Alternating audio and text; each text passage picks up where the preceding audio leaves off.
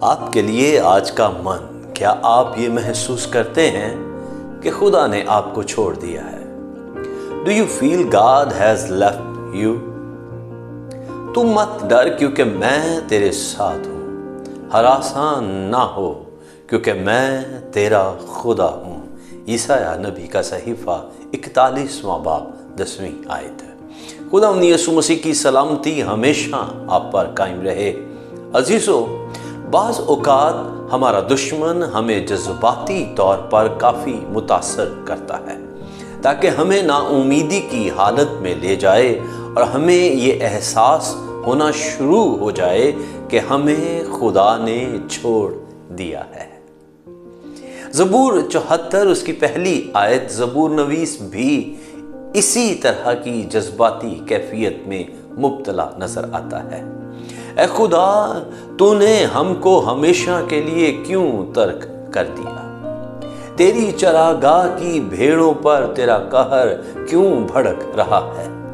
اگر آپ بھی ایسا محسوس کرتے ہیں تو ابتدائی آیت سے تحریک حاصل کریں، تو مت ڈر کیونکہ میں تیرے ساتھ ہوں، ہراساں نہ ہو کیونکہ میں تیرا خدا ہوں۔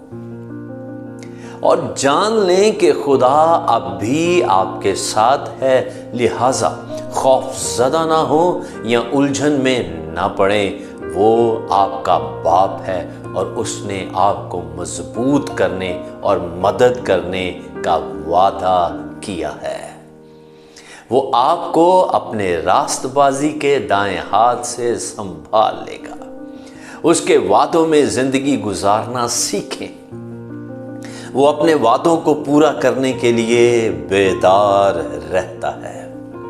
عزیزو، جب آپ اس کے کلام پر غور کرتے ہیں اور اس میں شادمان رہتے ہیں تو آپ پر قدرت اور فضل جاری ہوتا ہے۔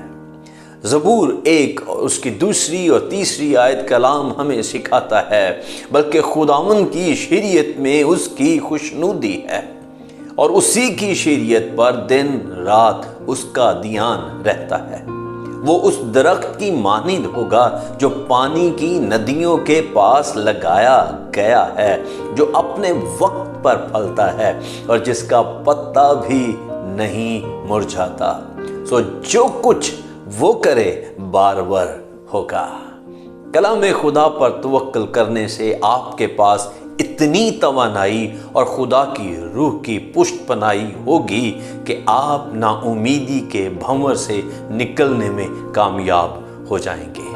یقین رکھیں، خدا آپ کو نہیں چھوڑ سکتا اور نہ ہی آپ کو چھوڑے گا۔ عبرانیوں کا خط اس کا 13واں باب اور اس کی 5ویں آیت کا آخری حصہ یوں ہمیں تسلی دیتا ہے، کیونکہ اس نے خود فرمایا ہے کہ میں تجھ سے ہرگز دستبردار نہ ہوں گا اور نہ تجھے چھوڑوں گا۔ ہیلیلویا!